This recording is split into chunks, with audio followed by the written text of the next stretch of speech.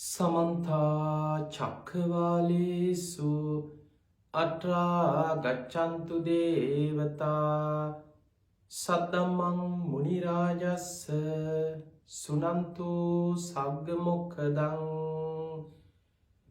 ධම්ම ශ්‍රවණ කාලෝ අයං බදන්තා ධම්ම ශ්‍රවණ කාලෝ අයං බදන්තා ධම්ම ශ්‍රවණ කාලෝ අයං බදන්තා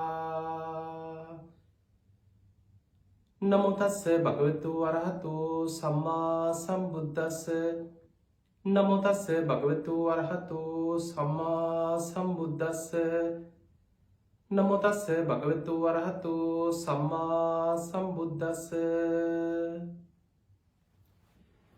හැම දිනාටම තෙරුවන් සරණ ප්‍රාර්ථනා කරමින් අද ඔබ හැම දිනෙකම ඔබේ ජීවිතයට ඊටාම වැදගත් ධර්ම කාරණා රැසක් ශ්‍රවණය කරන්නයි මේ ධර්ම ශ්‍රවණයට සූදානම් වෙන්නේ. පින්වතුනි, බණ අහන ඔබ හැම දිනාටමත් ලක්වාසී ලෝවාසී සියලු දෙනාටමත් මේ උතුම් ධර්ම ශ්‍රවණය නිවන් දොරටුවක් බවට පත්වේවා කියලා අපි මුලින්ම ආශිර්වාද ප්‍රාර්ථනා කරනවා. ඒ වගේම ලක්වාසී හැම දිනාටමත් ලෝවාසී හැම දිනාටමත් මේ පවත්නා වසංගත තත්ත්වයේ යටතේ ඔබ හැම දිනාටම නිදුක් නිරෝගී සම්පන්නිය තුනුරුවන්ගේ ආශිර්වාදයේ සැලසේවා. විශේෂයෙන් උතුම් බක්කුල මහරහතන් වහන්සේගේ ආශිර්වාදයේ බක්කුල මහා සෑයේ පිහිට රැකවරණේ තුනුරුවන්ගේ අනන්ත ආශිර්වාදයෙන් හැම දිනාටම නිදුක් නිරෝගී සම්පන්නිය දීර්ඝායු සම්පන්නිය සියලු ආරක්ෂාව සැලසේවා කියලා අපි මුලින්ම ආශිර්වාද ප්‍රාර්ථනා කරනවා. පින්වත්නි, අපි කවුරුත් ඔබ මම අපි කවුරුත් මේ ලෝකේ කොහේ ජීවත් වුණා අපි කවුරුත් මේ ජීවත් වෙන්නේ ලෝකේ තියෙන බොහොම භයානක අපේ ජීවිත කාලය තුල අපි මෝන දීපෝ බොහොම දරුණුම වසංගතයක් පවතින කාලයක් තුල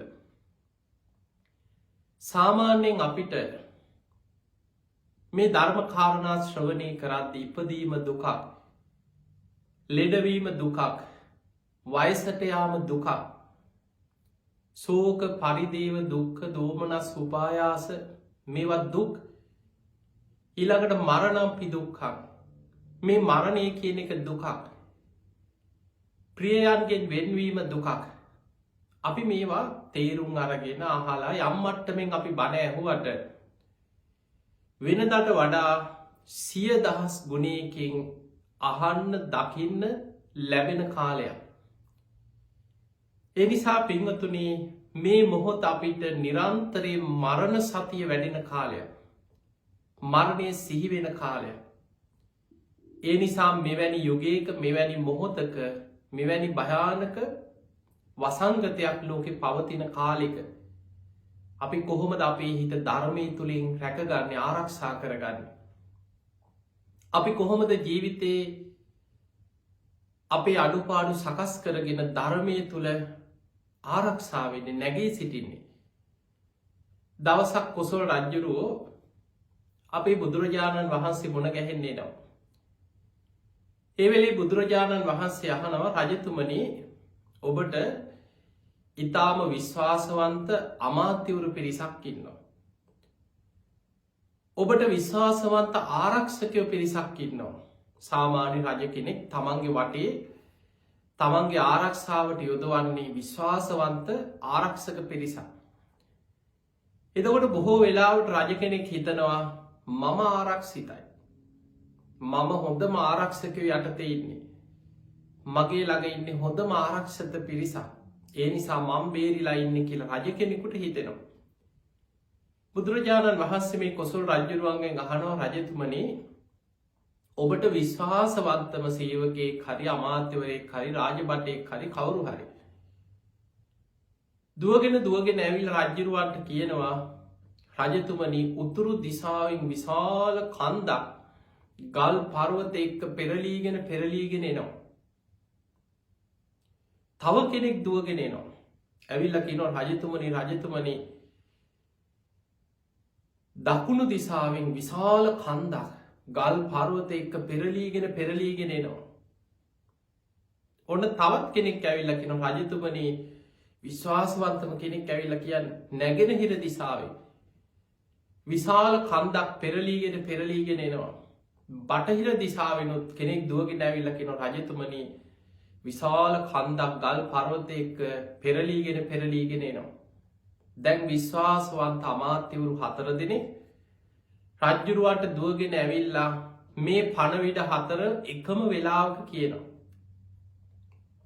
බුදුරජාණන් වහන්සේ අහනවා රජතුමනි දැන් ඔබ මොකද කරන්නේ? ඒ වෙලේ රජ්ජුරුවෝ කියනවා ස්වාමීනි භාග්‍යතුන් වහන්සේ මේ පණවිඩ අරගෙන ඉන්න 4 දෙනා විශ්වාසවන්තම 4 දෙනෙක් නම් ආයි මට ඒ ගැන ඇත්තද බොරුද හිතන්න දෙයක් නැහැ. එක දිසාවකින් විතරක් නම් අනිත් පැත්තට දුවලා හරි බේරෙන්න පුළුවන්. නමුත් 4 දිසාවෙන්ම පෙරලීගෙන එනවා නම් කරගත්ත පිනක් කුසලයක් සිහි කරගන්නව ඇරෙන්න වෙන මොනවා නම් කරන්නද කියලා. බුදුරජාණන් වහන්සේ වෙලාවෙ කියනවා රජතුමනි ජරා ව්‍යාධි ජාති ජරා ව්‍යාධි මරණ කියන මේ 4 පැත්තෙම පෙරලීගෙන එනවා කියන.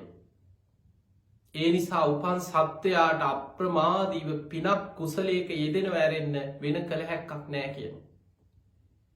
දැන් අපි ඕවා බණට අහලා ඇති. ඔබ ওই දේශනාවත් කෝසල සංයුත්තේ සඳහන් වෙන දේශනාවක් බණට අහලා ඇති. හැබැයි එදාට වඩා අද අපිට දරුණුවටම මේක දැනෙනවා. 4 පැත්තෙම අපිව වට කරලා තියෙන්නේ. අපිට ගිහිල්ලා හැංගිලා බේරෙන්න තැනක් නැහැ. ඒ නිසා කරගත්ත පිනක් කුසලයක් සිහි කරගෙන ධර්මානුකූලව ඔබ ඉන්න තැනකටම වෙලා ඔබේ ආරක්ෂාව හදාගෙන ජීවිතේ ප්‍රශ්න ඇති ඕන තරම් ප්‍රශ්න ඇති.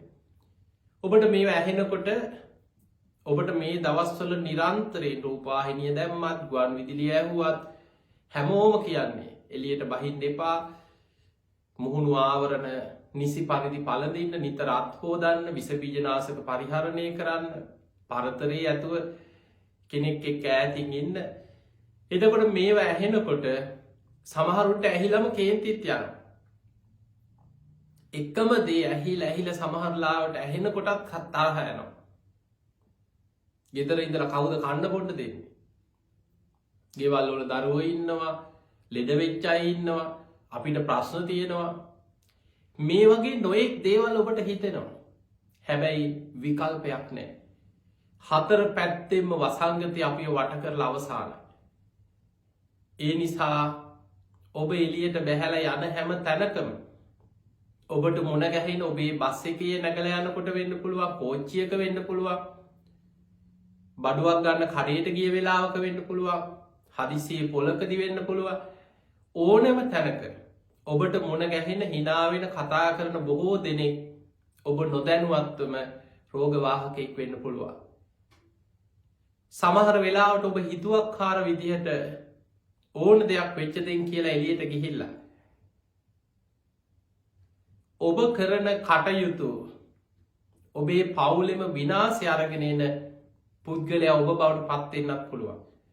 අන්න ඒ නිසා පින්වතුනි මේ වෙලාවේ කරගත්ත පිනක් කුසලයක් සිහි කරගෙන 3 වේලම කන්න බැයි නම් එක වේලක් හරි කාලා අඩුම ගානේ තියෙන ආර්ථික ප්‍රශ්න යටතේ කොහොම හරි ඉදිරි මාස කීපේ අපිට මාසයක් වෙන්න පුළුවන්, 2-3ක් වෙන්න පුළුවන්, මේ වසංගතේ දරුණුම කාලය දැන් මේ ගෙවිගෙන යන්නේ. පින්වතුනි ඔබ දන්නවා ලෝකේ මේ වසංගතේ ආරම්භ වෙලා දැන් අවුරුද්දකුත් මාස කීපයක් වෙනවා. මීට මාස ගණනාවකට පෙර හරියට ගිය අවුරුද්දේ මේ කාලේ වෙනකොට ඔබ දන්නවා අපේ රටම මාස ගාණක් ඇදිරි නීතිය දාලා සම්පූර්ණයෙන් වහගෙන ඔබ කොච්චරනම් පීඩාවකින් ප්‍රශ්නවල, ආර්ථික ප්‍රශ්නවල, මානසික පීඩනයකින් තෙරපිලා ඉන්නේ නැද්ද පහුගිය කාලේ? හැබැයි ඒ කාලේ දවසකට අපේ රටේ විතරක් නෙමෙයි ලෝකේ අපි ලෝකෙම දිහා බලමු. ලෝකේ දවසකට ආසාධිතයන් ලෝකෙම සමහර වෙලාවට ලක්ෂයයි 2යි 3යි 4යි සමහර රටවල මේ අසවල් රටේ යුරෝපය ඇමරිකාව එංගලන්ත ඉන්දියා මේ ඔක්කෝම එකතු කරත් ලක්ෂ 4ක් 5ක් ලක්ෂ 3-4ක් තමයි ලෝකෙම දවසකට රෝගීන් හොයාගත්තේ. අද වෙනකොට මේ දිනවල තමයි මේ වසංගතයේ ලෝකෙ වැඩිම රෝගීන් දවසකට වාර්තාවෙන්. එක දවසකට ලක්ෂ 9.9 ලක්ෂ 10කට ආසන්න මිලියනයකට ආසන්න රෝගීන් එක දවසකට රෝගි දැන් වාර්තාවයට පටන් අරන් තියෙනවා. අපි අසල්වැසි ඉන්දියාව ගත්තොත් ලක්ෂ 4 ඉක්මෝල රෝගීන් දවසකට එක දවසකට රෝගීන් වාර්තා වෙනවා. අපි රටේ කොච්චරනම් පුංචි රටක් වෙලා දවසකට දැන් රෝගීන් 1000 ඉක්මෝල 1500 ඉක්මෝල රෝගීන් දවසකට වාර්තා වේගෙන යනවා. ඒ නිසා ලෝකෙ අපිට බේරෙන්න පුළුවන් තැනක් අපිට අන්න අතනට ගියොත් බේරෙයි මෙතනට ගියොත් බේරෙයි. පුළුවන් අය සමහර අය හිතන්න කලින් ඔබ හිතන්න ඇති මේ කොළඹ ගම්පහ ප්‍රධාන නගරවල තමයි මේ හැම තැනම මේක බෝ වෙන්නේ.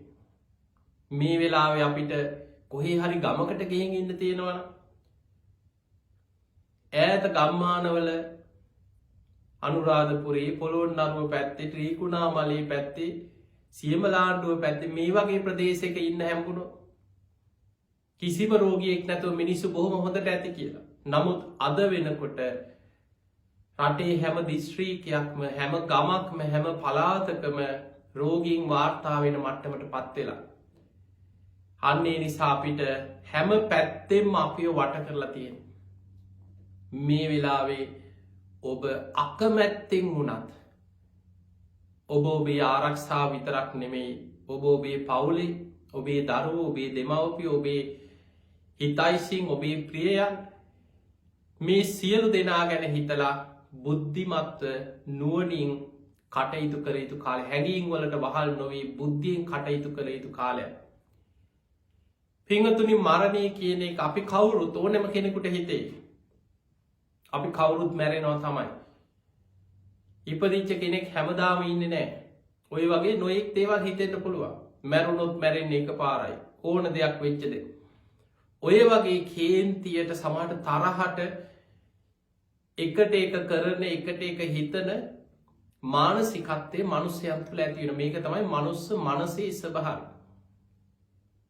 නමුත් මේ වෙලාවේ ඔබ හිතුවක්කාර විදියට කටයුතු කරලා ඔබේ හැසිරීම තුළ ඔබ විතරක් නෙමේ ඔබේ පවුලෙම විනාශය ඔබ අරගෙන එන කෙනෙක් බවට පත් වෙන්න පුළුවන්. ඔබේ හිතයිසින් ඔබේ ඥාතීන් ඔබේ අසල්වැසියෝ ඔබ නිසා අනතුරේ වැටෙන අනතුරු අරගෙන එන පුද්ගලයෙක් බවට ඔබ පත් වෙන්න පුළුවන්. අන්න ඒ නිසා හැමෝගෙම වගකීමක් තනි තනියෙන් ඔබේ ආරක්ෂාව ගැන විතරක් නෙමේ ඔබේ හිතයිසින් ඔබේ ප්‍රියයන් හැම දෙනා ගැනම හිතලා බුද්ධිමත්ව කටයුතු කරන්න. පින්වතුනි මේ මරණය ගැන බුදුරජාණන් වහන්සේ බොහොම ලස්සන උපමාවකින් අටුවාවල සඳහන් වෙනවා. බොහොම ලස්සන කතාවක්. අපේ ජීවිතේ හරියට වහලා තිබ්බ දෙයක් ඇරලා පෙන්නනවා වගේ. අන්ධකාරේ හිටපු කෙනෙකුට ආලෝකයක් පහළ කරලා දෙනවා වගේ. මම්මුලා වෙච්ච කෙනෙකුට පාර පෙන්වුවා වගේ ජීවිතය ගැන අපිට නැවතත් හිතන්න නැවත මරණය ගැන සිහි කරන්න මේ උපමාවෙන් අපිට ලොකු උදව්වක් ලැබෙනවා. මේ උපමාව ගැන හොඳට ඉස්සලා උපමාව තේරුම් අරගෙන උපමාව ඔස්සේ තමන්ගේ ජීවිතය ගැන හිතන්න පුරුදු වෙන්න. ඔන්න බුදුරජාණන් වහන්සේ ඒ කාලේ ඉන්දියාවේ තිබ්බ සමාජ ක්‍රමයත් එක්ක බොහෝ ධනවත් බමුණෝ තමන්ට බිරින්දෑවරු එක්කෙනා දෙන්න 3 දෙනා ඉඳලා තියෙනවා. මේ බමුණට බිරින්දෑවරු 3 දෙනෙක් ඉන්නවා. මේ හොරට තියාගෙන ඉන්නා නෙමෙයි. ඒ කාලේ සමාජ සම්මුතියත් එක්ක දැන් රජවරු ඉඳලා තියෙන අන්තපුර තිබ්බ. ඒ වෙලාවේ එදා සමාජයේ තමන් ධනවත් පුද්ගලයෝ බිරින්දෑවරු දෙන්න 3 දෙනා තමන්ගේ එකම නිවසේ බිරින්දෑවරු ඉඳලා තියෙනවා. බුදුරජාණන් වහන්සේ එවැනි බමුණෙක්ගේ ජීවිතයක් උපමාවට ගන්නවා. අරගෙන පිරිසට එදා දම්සභා මණ්ඩපේ බණහන්න හිටපු පිරිසට බුදුරජාණන් වහන්සේ සිහිපත් කරනවා. මහණෙනි, ඔන්න බොහෝම ධනවත් බමුණෙක් ඉන්නවා. සල්ලි තියෙනවා, දේපොළ තියෙනවා, ඉඩ කඩන්, ඒ කාලේ ඉතින් හරක බාන මේ වගේ තමන්ට වස්තු ඇති තරම් තියෙන කෙනෙක්. එතකොට මේ බමුණට කාන්තාව 3 දෙනෙක්, බිරින්දෑවරු 3 දෙනෙක් ඉන්නවා. එතකොට මේ බමුණ ජීවිතේ ওই 3 දෙනාටම හරියට එකම විදිහට බෙදාගෙන මේ ආදරේ කරුණාව දක්වනව නෙමෙයි. මේ මානසික ස්වභාවය තමයි සමහර වෙලාවට දැන් මේ උපමාවෙන් පෙන්නනවා. මහණෙනි, බුදුහාඳුර අහනවා මේ බමුණා අර බිරින්දෑවරු 3 දෙනාගේ පළවෙනි බිරිඳට බොහෝම ආදරෙන් සලකනවා. ඒ බිරිඳ ගැනමයි හිතන්නේ. ඒ බිරිඳ ගැනමයි කන්න ගියත් නිදාගන්න ගියත් හැම වෙලේම ඒ බිරිඳගේ දියුණුව ගැනම හිතනවා. ඒ බිරිඳට ගොඩාක් ආදරෙන් සලකනවා. ඔන්න පළවෙනි බිරිඳ. දෙවනි බිරිඳටත් පළවෙනි බිරිඳට තරම්ම නැහැ. හැබැයි ඒ බිරිඳ ගැනත් හොයනවා, වෙහෙසෙනවා, මහන්සි වෙනවා. ඒ බිරිඳගේ දියුණුව ගැන හිතනවා. දෙවනි බිරිඳටත් ආදරෙන් සැලකනවා. හැබැයි තුන්වෙනි බිරිඳ හිටියත් එකයි නැතත් එකයි. කිසිම සෙවිල්ලක්, බැලිල්ලක්, උදව් උපකාරයක්, වෙහෙසීමක් මොනවත් නැහැ. ඒ බිරිඳ මතක් වෙන්නෙත් නැහැ. ඒ බිරිඳ නොසලකා හැරලා හිටියා. එතකොට මේ උපමාවෙන් බුදුහාඳුරු පෙන්නන්නේ බිරින්දෑවරු 3 දෙනෙක් හිටපු මේ බමුණා පළවෙනි බිරිඳට ගොඩාක් ආදරෙන් සලකනවා. දෙවෙනි බිරිඳටත් ආදරෙන් සැලකුවා. හැබැයි අර තරම් නෙමෙයි. තුන්වෙනි බිරිඳ ගැන නොසලකා හැරලා කිසිම සැලකිල්ලක් නැතුව පැත්තකට අතහැරලා හිටියේ. ඔහොම හිටපු බමුණා හදිස්සියෙම ලෙඩ වුණා, එක්තැන් වුණා, මරණාසන්න වුණා. දැන් මැරෙන්න වැටුණා. දැන් හිතන්න ඕනම කෙනෙක් මරණාසන්න වෙනකොට මේ මගේ දේවල්, මගේ හම්බ කරපු දේවල්, මගේ ඉඩම, මගේ ගෙවල්, මේ ඔක්කොම මගේ කියලා මනසෙන් අල්ලගෙන ජීවත් වුණාට මේ සියල්ල හිතෙන් අතහරින්න වෙන වෙලාව. අන්න එතකොට තමයි හිතට ගලාගෙන ඉන්නේ මං කොහොමද මේවා දාලා යන්නේ කියලා. මේවා මතක් වෙනවා. හම්බ කරපු දේවල්, ඉඩ කඩම්, ගෙවල් දොරවල්, සල්ලි, දරුවෝ, බිරින්දෑවරු, නෑදෑයෝ, ඥාතීන්, තමන්ගේ වස්තුව, දේපල, මේ සියල්ල දාලා මට යන්න වෙනවා නේද? යන තැනක් දන්නෙත් නෑ. මරණ මංචකේ මිනිස්සෙක් අන්ත අසරණ වෙන තැන.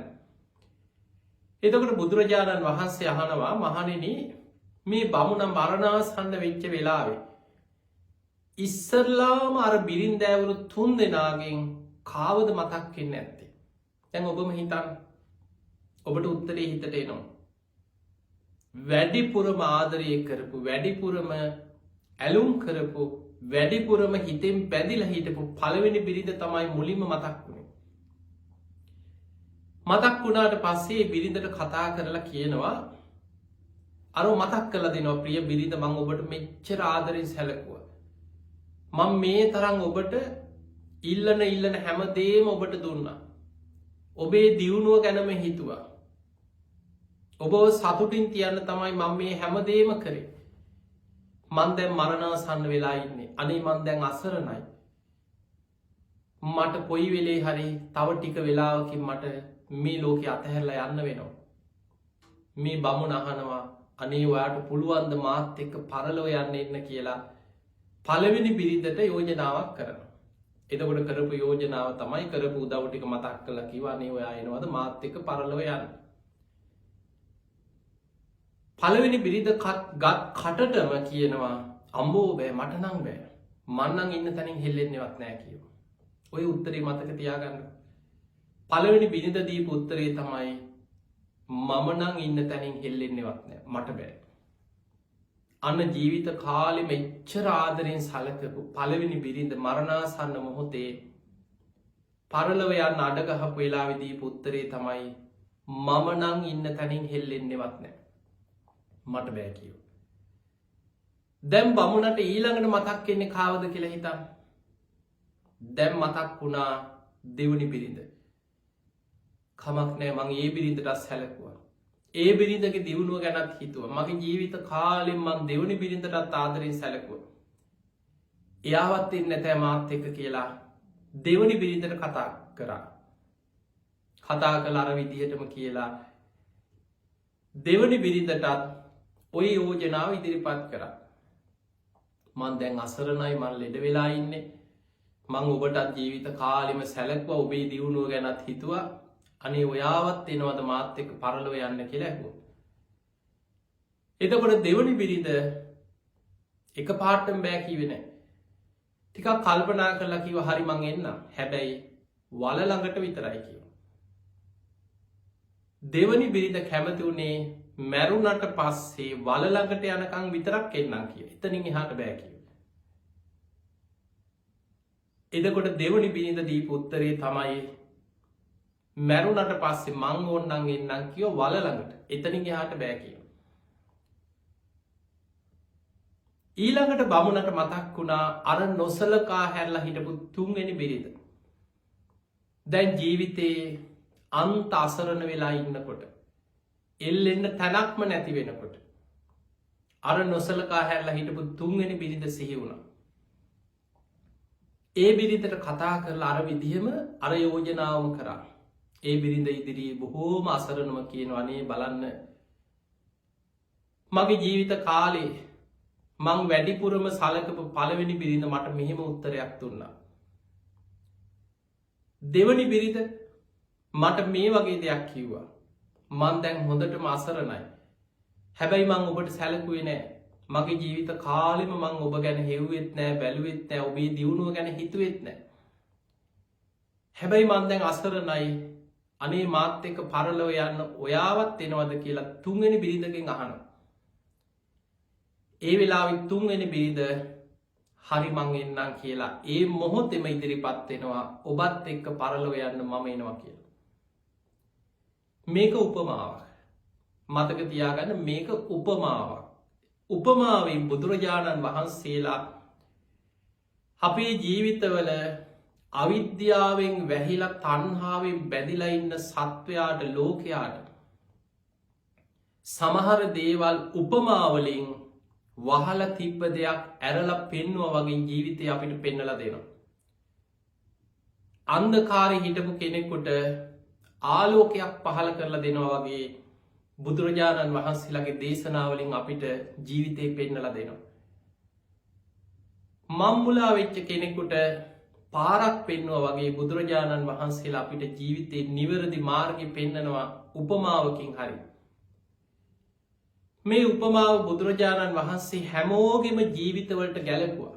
ඒ කියන්නේ ඔබටත් මේක අදාළයි. බුදුරජාණන් වහන්සේ වදාළ මහණෙනි අර බමුණා වගේම මේ ලෝකේ ජීවත් වෙන මේ කාම ලෝකේ ඉන්න හැමෝටම ඔය බිරින්දෑවරු 3 දෙනාම ජීවිතේ ඉන්නවා කිව්ව ජීවිත කාලේ. බුදුරජාණන් වහන්සේ වදාලා කෙනෙක්ගේ ජීවිතේ පංච කාමයන් තුළ ජීවත් වෙන කාමභෝගී ගිහි ජීවිත ගත කරන මේ කාමයන් තුලම සතුට සැපය සොම්නස හොයමින් ජීවත් වෙන මේ ලෝකයාගේ පළවෙනි බිරිඳ වගේ තමයි කීවා භෝග සම්පත් සියල්ල පළවෙනි බිරිඳට උපමා කරලා පෙන්වනවා. භෝග සම්පත් කියලා කියන්නේ ගෙවල් දොරවල් ඉඩකඩම් මිල මුදල් යාන වාහන රන් රිදී මුතුමැණි හම්බ කරගත්ත දේපල වස්තුව සියල්ල පළවෙනි බිරිඳට උපමා කරා. දැන් ඔබ හිතන්න අර බමුණ ජීවිතේ වැඩිපුරම ආදරය කරේ පළවෙනි බිරිඳට. ඒ වගේ තමයි ඔබත්. මුළු ජීවිත කාලෙම ඔබෙන් ඇහුවොත් ඇයි ඔච්චර මහන්සි වෙලා ජීවිතේ අවුරුදු 20ක් 30ක් සමහර වයසට ගිහිල්ලා ඉගෙන ගන්නවා විභාග පාස් කරනවා. ඇයි මෙච්චර ඉගෙන ගන්නේ? රස්සාවක් කරන්න කියලා. ඇයි ඔබ රස්සාවල් කරන්නේ? හම්බ කරන්න. ඇයි මිනිස්සු හම්බ කරන්නේ? ගෙයක් දොරක් හදාගන්න ඉඩමක් ගන්න තමන්ට කියලා කීයක් හරි ඉතුරු කරගන්න. එතකොට මිනිස්සේ ගියක් දොරක් හදාගත්තා, ඉඩමක් ගත්තා, කීයක් හරි ඉතුරු කරගත්තා කියලා දැම්මට ඇති කියලා එතනින් සෑහීමකට පත් වෙන්නේ නැහැ. ඒක තමයි කාම ලෝකේ ස්වභාවය. ඊට පස්සේ යාට හිතෙනවා වාහනයක් ගත්තා. එක වාහනයක් ගත්ත කෙනා ඊට වඩා තවත් හොඳ වාහනයක් ගන්න හිතනවා. වාහන 2-3ක් ගන්න හිතෙනවා. හොඳට ගේ හදාගෙන ඉඩමක් ගයක් තියෙන කෙනාට ඒත් මදි. උදේ දවල් රෑ හිතනවා තව ඉඩමක් ගන්න. අල්ලපු ඉඩම ගන්න. ඊළඟට පාරයින ඉඩම් කැල්ලක් අරන් දාන්න. සමහරු නගරේ ඉඩකඩම් දේපොළ ගෙවල් දොරවල් ඕන තරම්. ඒත් තෘප්තියක් නැහැ. ඊට පස්සේ යා හිතනවා දවල් රෑ කල්පනා කරනවා. දැන් වයසට ගියත් උදේ දවල් රෑ අර බමුණ පළවෙනි බිරිඳ ගැන හිතුවා වගේම හැම වෙලේම හිතනවා පිට රටකින් හරි ඉඩමක් කරන් දාන්න තියෙනවනේ. අසවල් රටේ ගයක් ගන්න තියෙනවනේ. දැන් ජීවිතේ දුවනවා අරමුණු ඔස්සේ දුවනවා. ඊළඟට මොකක් දෙන අලුත් වාහනේ. ඒ වාහනේ මං ගන්න ඕනේ. එතකොට මේ වගේ ගිහිල්ලා බුදුරජාණන් වහන්සේ පෙන්නනවා මහණෙනි මේ කාම ලෝකේ ස්වභාවය තමයි රන් කහවණු වැස්සක් වැස්සක්. දැන් කහවණු වැහැලා බෙල්ලටම හිර වෙලා දැන් කට ළඟටම ඇවිල්ලා තියෙනවා. ඒත් හිතෙනවලු තව ටිකක් වහිනවනේ. අයියෝ තව ටිකක් වහිනවනේ. ඒක තමයි ජීවිතයේ ස්වභාවය. කවදාවත් තෘප්තියක් නැහැ. එහෙනම් ජීවිත කාලෙම මේ පංච කාමයන් තුල ජීවත් වෙන සත්වයා වැඩිපුරම ආදරය කරන්නේ, වෙහෙසෙන්නේ, කැපවෙන්නේ, දියුණුව ගැන හිතන්නේ භෝග සම්පත්වල. සල්ලිවල දේපල හම්බ කරන්න ඕකටමයි මැරෙන්නේ. එතකොට හිතන්න අර බමුණා මරණාසන්න වෙච්ච වෙලාවේ පළවෙනි බිරිඳ කටටම කියපු උත්තරේ මොකද්ද? පරලොව යන අඬ ගහද්දි. අපෝ බෑ මම නම් ඉන්න තැනින් හෙල්ලෙන්නේවත් නැහැ කිව්වා. අන්න බුදුරජාණන් වහන්සේ කාම ලෝකේ ඉන්න ඔබට මේක ගලපනවා. ඔබ ජීවිත කාලෙම ගෙවල් දොරවල් ඉඩ කඩම් මිල මුදල් රන් රිදී මුතුමැණික් කෝටි ප්‍රකෝටි ගණන් හම්බ කරලා තිබ්බත් ඔබ පරලොව යනකොට ඒව එකක්වත් හෙල්ලෙන්නේ නැහැ. ඒකක්වත් ඔබේ පස්සෙන් එන්නේ නැහැ. ඒ කිසිවක් ඔබට පරලොවට ප්‍රයෝජනයක් වෙන්නේ නැහැ. අර ගත්ත ගෙවල් දොරවල් ගොඩනගපු දේවල් ඉඩ කඩම් යාන වාහන එහෙම්මම තියෙද්දි ඒ සියල්ල අතහැරලා පරලොව යන්න වෙනවා. අර බමුණා පළවෙනි බිරිඳ දීපු උත්තරේ තමයි මම නම් එන්නේ මං ඉන්න තැනින් හෙල්ලෙන්නේවත් නැහැ කියලා. ඒ වගේ තමයි ජීවිත කාලෙම හම්බ කරපු ගෙවල් දොරවල් ඉඩ කඩම් යාන වාහන සල්ලි මිල මුදල් ඔක්කොම තියලා ඒව අතහැරලා පරලොව යන්න වෙනවා. ඊළඟට බුදුරජාණන් වහන්සේ වදාළ මහණෙනි අර බමුණා ඊළඟට ජීවිතේ වැඩිපුරම දෙවනියට ආදරය කරේ දෙවනි බිරිඳට. ඒ වගේ තමයි මේ කාම ලෝකේ ඉන්න සත්වයා මේ පංච කාමයන් තුල ඉන්න සත්වයා ජීවිත කාලෙම ඇලුම් කරන්නේ, ආස කරන්නේ, ආදරය කරන්නේ දෙවනියට වැඩිපුරම උදේ දවල් රෑ හිත හිතා ඉන්නේ දරුවෝ ගැන, නෑදෑයෝ ගැන, ඥාතීන් ගැන, තමන්ගේ ප්‍රියයන් ගැන. ඒ අය ගැන තමයි ඊළඟට බැඳීම තියෙන්නේ. අර බමුණ දෙවනි බිරිඳට බැඳුනා වගේ දැන් බලන්න ඕන කෙනෙක් ඊළඟට කෙනෙක්ගෙන් අහයි. සාමාන්‍ය මිනිස්සෙකින් ඔබ අහලා බලන්න. දෙමව්පියෝ නිසා මෙච්චර මේ මං දුක් විඳින්නේ. ඊළඟට දෙමව්පියෝ කියනවා දරුවෝ නිසා අපි මේ දුක් විඳින්නේ. ඊළඟට කෙනෙක් අපිට යුතුයකම් තියෙනවා. අපිට වගකීම් තියෙනවා. ඒ අය ගැන හිතන්න ඕනේ. දැන් හිතන්න මේ වසංගත කාලේ කවුරු හරි කියනවා යන්න එපා, එළියට යන්න එපා, ඔය කඩවල් වහන්න, ඔය රස්සාවලට යනකොට පොඩ්ඩක් පරිස්සම් වෙන්න. පුළුවන් තරම් ගෙදර ඉඳන් වැඩ කරන්න බලන්න. ප්‍රශ්න තිබුණාට ඒ කියනකොටම හිතට එන්නේ අපිට නේද වැඩ තියෙන්නේ. අපිට යුතුයකම් තියෙනවා, වගකීම් තියෙනවා, දරුවෝ ඉන්නවා, අමුදරුවෝ ඉන්නවා, දෙමාපියෝ ඉන්නවා, යුතුයකම් තියෙනවා. අපිට ප්‍රශ්න තියෙනවා. අපි ඒ අය ගැන හිතන්න ඕනේ. අන්න එහෙම දැන් ජීවිතේ වැඩිපුරම ඊළඟට බැඳිලා ඉන්නේ ඒ අයට. බලන්න ජීවිතයේ සමහරු යුතුයකම් වෙන මුළු ජීවිත කාලෙම යුතුයකම් ඉෂ්ට කරන්නම මැරිලා දරුවෝ හදනවා, දරුවන්ට උගන්වන්න මහන්සි වෙනවා, ඒ දරුවෝ විශ්වවිද්‍යාලය යවනවා, දරුවෝ රස්සාවල් අරන් දුන්නා කියලා එතනින් ඉවරයක් නෑ. කෙනෙක් හිතනවා දරුවෝ ලොකු වුණාම හම්බෝ ඇති අත්තා අපිට නිදහසේ ඉන්න පුළුවන්. ඊට පස්සේ හිතනවා මේ දරුවෝ ඉතින් කසාද බන්දලා දුන්නට පස්සේ අම්බෝ ඇති අත්තා දැන් අපිට නිදහසේ ඉන්න පුළුවන්. එතනින් නිදහසක් නෑ. ඊට පස්සේ දරුවන්ට දරුවෝ ලැබෙනවා. ඊට පස්සේ පොඩි උන් වඩාගෙන උන් හුරතල් කර ජීවිතයේ වයසට ගිහිල්ලා සමහරු පණ යනකම්ම නිදහසක් නෑ, අතහැරීමක් නෑ. එක්ක දරුවන්ට, දරුවන්ගේ දරුවන්ට, ඒ පරම්පරාවල් වලට ඒ බැඳීම ඇලීමත් එක්ක ඒව ගැන හිත ඉඳලා හැබැයි මැරෙන්න වෙනවා. දැන් මැරෙනකොට අර බමුණ මරණාසන්න වෙලාවේ දෙවනි බිරිඳ දීපු උත්තරේ මතකද? පරලොව යන්න අඩ ගහනකොට දෙවනි බිරිඳ ටිකක් කල්පනා කරලා කිව්වා මම එන්නම් හැබැයි වල ළඟට විතරයි. බුදුරජාණන් වහන්සේ වදාලා ඔබේ ප්‍රියයන්, ඔබේ ඥාතීන්, ඔබේ දූ දරුවෝ, ඔබේ අසල්වැසියෝ, ඔබ ඇලුම් කරපු අය, ඔබ උදව් කරපු අය, ඔබ ආදරය කරපු අය, ඒ සියලු දෙනා ඔබ මරණයට පත්වෙද්දී එන්නේ ඔබේ වල ළඟට විතරයි. ඇවිල්ලා අඬලා පස් ටිකක් දහලා යයි. ඔච්චරයි. ඕනනම් පස් අවුරක් දායි. ආදාහන කාරික නම් එළියට වෙලා ඇවිල්ලා අඬ ඉඳී එච්චරයි. ආපහු හැරිලා යනවා. එතනින් එහාට එන්න පුළුවන් කමක් නැහැ.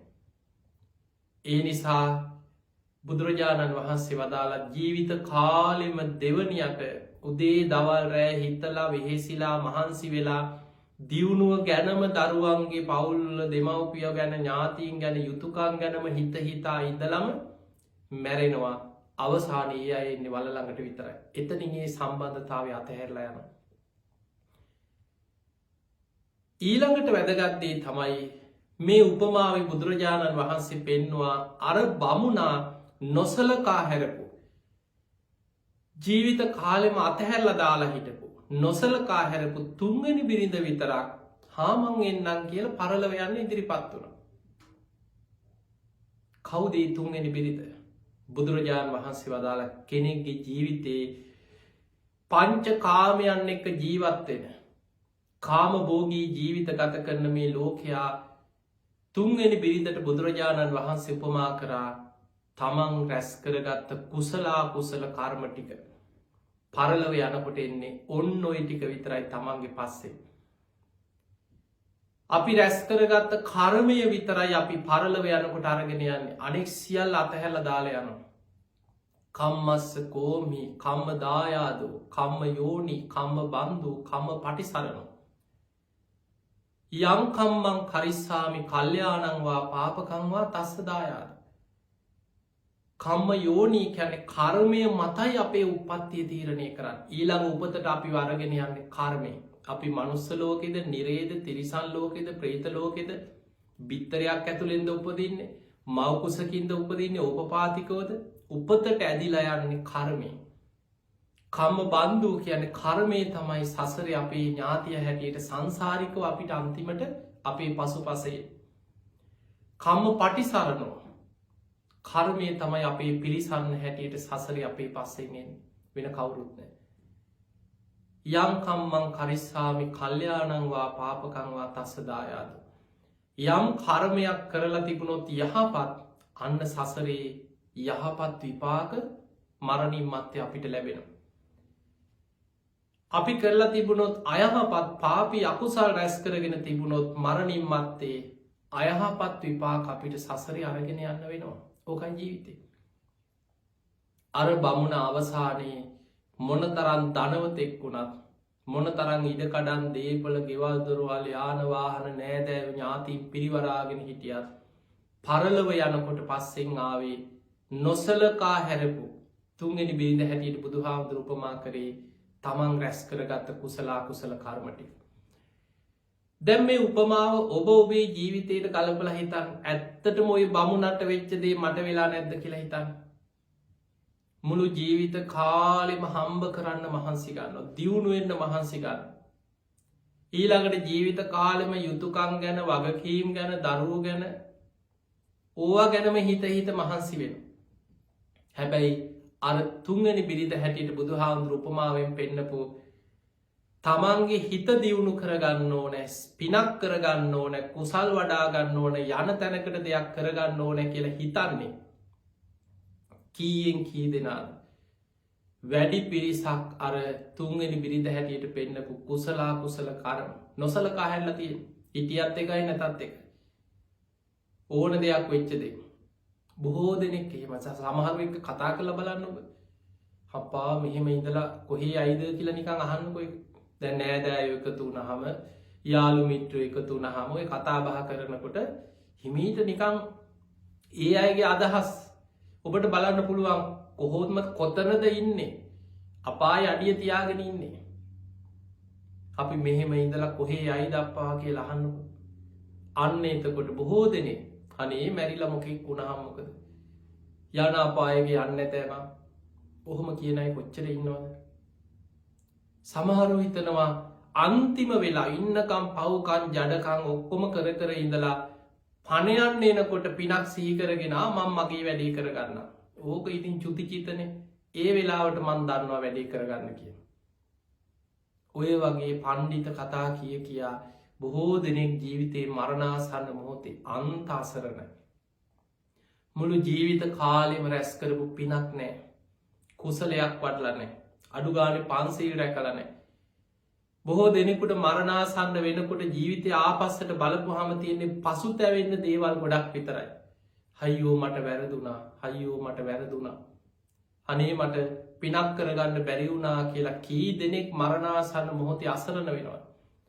ඒ නිසා පින්වතුනි මේ වගේ වසංගතයක් ලෝකෙ වේගෙන් පැතිරිලා යන වෙලාවේ අප්‍රමාදීව පින් කරගන්න කුසල් වඩාගන්න මරණ සතිය වඩන්න මරණය ගැන සිහිකිරීම තරම් අප්‍රමාදී භාවය ඇති කරන දෙයක් බුදුරජාණන් වහන්සේලා බුදු ඇසින්වත් දකින්නෑ කියල බුදුරු දේශනා කරන මේ ලෝකෙ අප්‍රමාදීව කුසල් වඩන්න ඕන ඉක්මනින් මං පින් කර ගන්න ඕන කියලා කෙනෙකුට හිතෙන්නේ මරණ සතිය වඩන කෙනාටමයි දැම්මම් මැරුණොත් කොහේ අයිද කියලා හිතනකොට තමයි සිල් රකින්න හිතෙන් පින් කරගන්න හිතෙන් යන තැනකට දෙයක් කරගන්න ඕන කියලා හිතන්න ඒ නිසා පින්වතුනි දැන් හිතන්න මේ වසංගතය මේ යනයි දිහා ඔබ හැම වෙලාම හිතන්න මේ මරණය ගැන හිතනකොට තමයි අවදානම ගැන මෙනෙහි කරනකොට තමයි බියක් උපදින් ඒ බිය තුළම තමයි කෙනෙක් ආරක්ෂාවෙන් පුළුවන් තරම් පරිස්සංවෙන් සාමාන්‍යයෙන් මේ වසංගතයට ගොදුරු වෙලා රෝගියෙක් හැටියට ඔබ වරගෙන ගියාට පස්සේ ඔබ දකින බොහෝ වෙලාවට ගෙදරට ඇවිල් එක්ක ඇම්බිලන්සකින් පොලිසියෙන් මහජන පරීක්ෂකවරු මේ අය ඇවිල්ලා ඒ ගංවල රෝගීන් අරගෙන යනවා නිරෝධායන මධ්‍යස්ථානවලට රෝහල්වලට එතනත් අමාරුනම් දැඩිසත්කාර ඒකකවට ඇතුල් කර ඊට පස්සේ දරුව එක්ක වෙන්න දවගේ දැයි සාමාන්‍ය අපි දන්නවා අපි ඉතිහාසේ මීට අවුරුදු 3-4කට එහා මේ වසංගතය එන්න කලින් ඔබේ අම්ම තාත්තා ඔබ වෙන්න පුළුවන් දරුවෙක් වෙන්න පුළුවන් ලෙඩ වෙච්ච වෙලා ඉස්පිරිතාලේ නැවැත්තුවත් ඔබ උදේට බලන්න යනවා දවල්ට කෑමේ කරගෙන යනවා හවසට බලන්න යනවා නෑදෑයෝ එක එක්කෙනා එනවා අපි අද යන්නම් අක්කලා හෙට එන්න අපි අද උයාගෙන යන්න කී දෙනෙක් එනවද ලෙඩෙක් බලන්න සමහර වෙලාවට රස්සාවල් කරපු තැන්ගොලා ඉන්නවා අසල් වැසියෝ එනවා හැබැයි මේ වසංගතය නිසා මේ රෝගයට ගොදුරු වෙලා රෝගයට ලක් වෙලා ඔබ රෝහල් ගත වුණොත් ඔබේ දරුවන්ට ඔබ බලන්න එන්න බෑ ඔබේ ඥාතීන්ට ඔබ බලන්න එන්න විදිහක් නෑ ඔබේ හිතයිසිීන්ට ඇවිල්ල වෙන දවගේ ළඟ ඉඳගෙන විස්තර හලා ඔළුව අත ගාල කෑම ටික කවලා ළඟ ඉඳගෙන අද මොකද දොස්තර මොකද කිව්වේ දැන් සනීපද අර පරීක්ෂණය කරාද දැන් හිට ටිකට කපනවද මොක ඕව මොනුවත් කතා කරන්න පුළුවන්කමන්න ඔබට විශාල තනිකමක් අසරණකමක් ජීවිතයේ විශාල මානසික අසරණකමත් දැනෙනවා බොහෝ දෙනෙක් සුව වෙලා ආපු අය ඔබ කතා කරලා බලන්න මේ රෝගයට ලක් වෙලා අරගෙන ගිහිල්ලා යන්තම් 99 බේරිලා සනීප වෙලා ආපහුව ආපු අයගෙන් අහලා බලන්න මොන වගේ හැඟීමක් ඇති වුණේ කියලා. මුළු ජීවිතේම තමන් මහා අසරණ වුණා, තනි වුණා, සියල්ල දාලා යන්න වෙනවා. විශාල මරණ බයත් එක්ක අසරණකම සමහරුගේ ජීවිතේ තියෙනවා අනේ මට පණ යනකොට දරුවෝ මගේ ළඟ ඉඳී. සමහරුන්ට කියන්න දේවල් තියෙනවා දරුවන්ට හරි මතක් වෙනවා මට මේක කියන්න තියෙනවනම් ළමයින්ට මේ අන්තිමට මැරෙන්න කලින් මේක කියන්න ඕන. ඔය මොනවත් කියන්න හම්බෙන්නේ නැහැ. කවුරුවත් ළඟ නැහැ. හිතවතෙක් නැහැ, ඥාතියෙක් නැහැ, දරුවෙක් නැහැ. මැෂින් වලට ගහලා හුස්ම ගන්න බැරුව නහයෙන් කටෙන් බට දාලා ඔක්සිජන් දීලා සමහර වෙලාවට බොහොම අමාරුවෙන් අපි හිතමු ගොඩාවොත් හොඳයි. නමුත් බැරි වෙලාවත් නිදන්ගත රෝග දැන් මේ මට්ටම වෙනකොට අපි දන්නවා අද අපි මේ කතා කරන වෙලාව වෙනකොට මීට අවුරුද්දකට කලින් තිබ්බ මේ වෛරස් එක නෙමෙයි අද තියෙන්නේ. මේක වෙනස් වෙනවා, සැරෙන් සැරේ දරුණු වෙනවා. අද වෙනකොට වෙනදට වඩා දරුණුයි. කලින් වගේ නෙමෙයි. දැන් හැදෙන අයගේ තරුණ දරුවෝ පවා ඔබ දකින්න ඇති අවුරුදු 18 20 20 ගණන් වල හොඳ ශක්තිවන්ත තරුණ වයසේ දරුවෝ නිදන්ගත වෙන රෝග නැති දරුවෝ පවා හදිස්සියේ මිය පරලොව ගියා මේ රෝගයත් එක්ක. ඒ නිසා අපි දන්නේ නැහැ මොන විදියට කවදා කොතන කොහොම මොන වගේ අවාසනාවන්ත ඉරණමක් මේ පැවතීගෙන යන මේ භයානක තත්ත්වයක් එක්ක අපිට මුහුණ දෙන්න සිද්ධ වේද. ඒ නිසා පින්වතුනි බැරි වෙලාවත් අපි හිතමු අපේ ඥාතියෙක් දැන් මේ වෙනකොට කී දෙනෙක් අපේ හිතයිශීන් මිය පරලොව ගිහිල්ලා. ඔබ ලෝකෙ දිහා බලන්න. අද ඉන්දියාවේ බලන්න මිනිස්සු පාරවල් වල මිනි පුච්ච ගන්න තැනක් නැතුව වාහන ගාල් කරන තැන්වල පාරවල් වල පාර අයින දිකට දර කෑලි ගොඩක ගහ එක උඩ මිනි තියා කොච්චර දවසකට මිනි පුච්චනවා. ඒ නිසා මෙවැනි මහා අවාසනාවන්ත තත්ත්වයක් ලෝකෙට ඇති වෙලා තියෙන වෙලාවේ පුළුවන් තරම් ගුණ ධර්ම රකින්න පින් කරන්න. රජෙක් වුණත් සිටුවරයෙක් වුණත් කවුරු වුණත් මොන ධනවතෙක් වුණත් මේ රෝගයෙන් මිය ගියාට පස්සේ වෙනදා වගේ මිනිහ ගෙදර ගෙනල්ලා නෑදෑයෝ ඇවිල්ලා දවස් ගණන් තියාගෙන ගුණ කතන කරලා පින්කම් කරලා පාන්සකූල දීලා ඒ කිසිම ආගමික වතාවක් කරන්නේ නැතුව අඩුගානේ තමන්ගේ මැරිච්ච කෙනාගේ මූණවත් දකින්න විදිහක් නැතුව ඉටිකොලේ කොතලා පැය කීපයක් ඇතුළත ගිහිල්ලා පුච්චලා ආදාහනය කරනවා. ඒ නිසා මෙවැනි භයානක වසංගතයක් ලෝකයේ වෙලාගෙන අපේ රටේ පුරාත් දැන් වේගෙන් ව්‍යාප්ත වේගෙන යන වෙලාවේ ඔබ පුළුවන් තරම් ඔබේ සහයෝගය ලබලා දෙන්න. බලන්න ඔබ වෙනුවෙන් මේ රටේ කී දෙනෙක් ජීවිත පරිත්‍යාගයෙන් ඔබ වෙනුවෙන් කටයුතු කරනවා. විශේෂයෙන් සෞඛ්‍ය අංශවල ඉන්න සියලු දෙනා, රෝහල් වල කටයුතු කරන අය, වෛද්‍යවරු, ඊළඟට මහජන සෞඛ්‍ය පරීක්ෂකවරු, ත්‍රිවිධ හමුදාව, රණවිරුවෝ, මේ සියලු දෙනා ඔවුන්ටත් දෙමව්පියෝ ඉන්න, ඔවුන්ටත් දරුවෝ ඉන්නවා. ඔවුන්ගේත් පවුල් වල අය ඒ අයට ආදරේ. කී දෙනෙක් දරුවෝ අඬ අඬා කියනවා ඇති අනේ අම්මේ යන්න එපා, අම්මා යන්න එපා. නමුත් ඒ මිසීලට, ඒ වෛද්‍යවරුන්ට, ඒ රෝගීන් ළඟට ගිහිල්ලා ඔවුන් වෙනුවෙන් තමන්ගේ ජීවිත අවදානම අරගෙන ගිහිල්ලා ප්‍රතිකාර කරන්න සිද්ධ වෙනවා. ඒ නිසා මෙවැනි වෙලාවක ඉතාම බුද්ධිමත් වෙන්න, ධර්මානුකූලව අපිට බුදුරජාණන් වහන්සේගේ කාලේ මේ වගේ උදාහරණ තියෙනවා. විශාලා මහනුවර එදා සිද්ධ වෙච්ච තුන්බිය, ව්‍යසනේ, වසංගතේ එක දවසක ඒ විශාලා මහනුවර නගරේ විතරක් 100 ගණන්, දහස් ගණන් මිනිස්සු මැරුණා කියන්නේ. ඒ මිනිස්සු මැරිලා තැන් තැන්වල මලකුණු කුණු වෙවි යනවා. කවුරුත් ලං වෙන්නේ අර විස බීජ නිසා. තැන් තැන්වල මිනිස්සු කුණු වෙවි යනකොට මුළු නගරේ, විශාලා මහනුවර නගරෙම මලකුණු වල දුර්ගන්ධي පැතිරිලා ගියා කියන. අද ඉන්දියාව දිහා බලන්න. පාරවල් වල තැන් තැන්වල මිනි පුච්චන විදිහට මොන තරම් මේ පුළුටු ගඳ මිනි පිච්චෙනකොට යන මේ සැර මුළු ගන් නගර පලාත්වල හැම්ම තැනම පැතිරිලා යනවා. එදා විශාලා මහනුවර මේ ව්‍යසනය වෙනකොට අමනුස්්‍යයෝ අර මලකුණු ආහාරයට ගන්න අමනුස්්‍යයෝ මේ නගරී වෙලා ගත්තා කිය. ඒත් එක්ක දුර්භීක්ෂයක් ආව කියන. ඒ වගේ එක්කො ස්වභාවික විපා සමහර වෙලාවට මේ තියෙන කරදර ගොඩ අතරට වැහැල වැස්සෙන් විපත්වෙනවා. සමහර වෙලාවට භූමි කම්ප ඔබ දකින්න දිය පෙරෙද ඉන්දියාව එක ප්‍රදේශයක මේ වසංගතය අස්සේ භූමි කම්පාව. සමහර කරුම කියනවා තියෙනවා මොන්න විදිහට හරි ගෙවන්නවා. ඔබ දකින්න ඇති ඉන්දියාවේ සමහර රෝහල්වල ඔක්සිජන් ටැන්කි පුපුරලා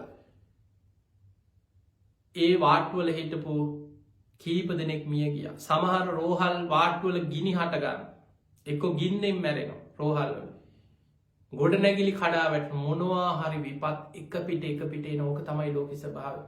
ඒ නිසා මේ සසර බිය දකින්න අප්‍රමාදී වෙන්න. ඉතින් පින්වතුනි ඔබ නිවසේ ඉඳ මේ කාලය තුළ උපරිම දිවිහිමියෙන් පන්සිල් රකිින් අද ඉදං හරි. මේ බණටික අහලා අද හිතුනනං අද ඉදං හරිමං වෙනස් වෙනවා කියලා අද ඉදං හරි දැඩි අධිෂ්ඨානයෙන් පන්සිල් රකිින්. නිතර තුනුරුවන් ගුණ සිහි කරලා බුදුන් අදින් මෛත්‍රී වඩන් ඔබට ඔබේ පවුලයායට ගමේ අයට රටේ අයට විශේෂයෙන් සෞඛ්‍යන්සවලායට වෛද්‍යවරුන්ට රණවිරුවන්ට මේ රෝගයක් එක්ක සටන් කරන සියලු දෙනාට හදවතිම මෛත්‍රී වඩන් රටක් වසයෙන් ඔබ හැම නිවසකම රතන සූට්‍ර කියලා තුනුරුවන්ගේ ආශිර්වාදය හිතෙන් දැඩි අධිෂ්ඨානයකින් මේ හැම දෙනාටම ආශිර්වාද කරන්න. ඒ වගේම හදවතින්ම හැම දෙනාටම මෛත්‍රිය පතුරුවන්. එනිසා පිංහතුනේ මෛත්‍රී සහගත සිල්වත්ව කරපු පින් කුසල් නිතර සිහි කරමින් මෙනෙහි කරන්න. අර කොසල් රජ්ජුරු බුදුරජාණන් වහන්සේට කිව්ව වගේ හතර පැත්තෙන් විශාල කඳු හතරක් වට කරගෙන එනකොට කරගත්ත පිනක් කුසලයක් සිහි කරගන්න ඇරෙන්න්න මොනව කරන්නද. අන්නේ නිසා ඔබ කරපු පින් කුසල් බලවත් කරන්න. ඉස්සල් මිනිස්සු පින් පොත් ලියාගත්තේ මරණාසන්න මොහොතේ හිතට බයක් ඇතිවෙන වෙලාවෙ සිහි කරලා පිනේ හිත පිහිටවගන්න. කරපු පුංචි පින් පවා නිතර සිහි කර කර බලවත් කරන්න. මේ පිනෙන් මාව ආරක්ෂාවේවා. මං මේ රැකපු මේ ගුණධර්මවලින් මාව ආරක්ෂාවේවා කියලා ඔබ සත්‍යයක් ක්‍රියා කරමින් ඔබ ඔබට අධිෂ්ඨාන කරගන්න. අපේ රටේ අතීතෙ පවා බැමිනිතියා සාය සාගත වසංගත කොච්චර නම් දුර්භික්ෂ ඇති වෙලා තියෙනවා. ඉතින් ඒ නිසා මේවා විටින් විට ලෝකෙ සිද්ධ වෙන දේවල්. තුනුරුවන්ගේ අනන්ත ගුණානුභාව බලෙන් අපි ඔබ හැම දෙනාටම රටේ සියලු දෙනාටමත් ලක්වාසී ලෝවාසී හැම දෙනාටම හදවතින් ආශිර්වාද කරනවා. තුනුරුවන්ගේ අනන්ත ගුණානුභාව බලෙන් සියලු දෙවියන්ගේ පිහිටෙන් ආශිර්වාදය විශේෂෙන් බක්කුල මහරහතන් වහන්සේගේ ආශිර්වාදි බක්කුල මහාසෑයි පිහිට රැකවරණයෙන් හැම දෙනාම නිදුක්වේවා නිරෝගිවේවා සුවපත්තේවා. මේ වසංගතය ඉක්මනින්ම දුරු කරගන්න ශක්තිය ධෛර්ය වාසනාව හැමෝටම සැලසේවා. ඔබ හැම දෙනාටම තුනුරුවන්ගේ ආශිර්වාදයම ලැබේවා කියලා අපි ආශිර්වාද ප්‍රාර්ථනා කරන. ආකා සට්හාජ බුම්මට්හා දේවානාගා මහිද්දිකා පුඤ්ඤන්තං අනුමෝදිත්වා චිරන්රක් කන්තු ලෝක ශාසනං. ආකා සට්හාජ බුම්මට්හා දේවානාගා මහිද්දිකා පුඤ්ඤන්තං අනුමෝදිත්වා චිරන්රක් කන්තු දේශනං. ආකා සට්හාජ බුම්මට්හා දේවානාගා මහිද්දිකා පුඤ්ඤන්තං අනුමෝදිත්වා චිරන්රක් කන්තු ත්වං සදා. හැම දෙනාටම සම්මා සම්බුදු සරණයි.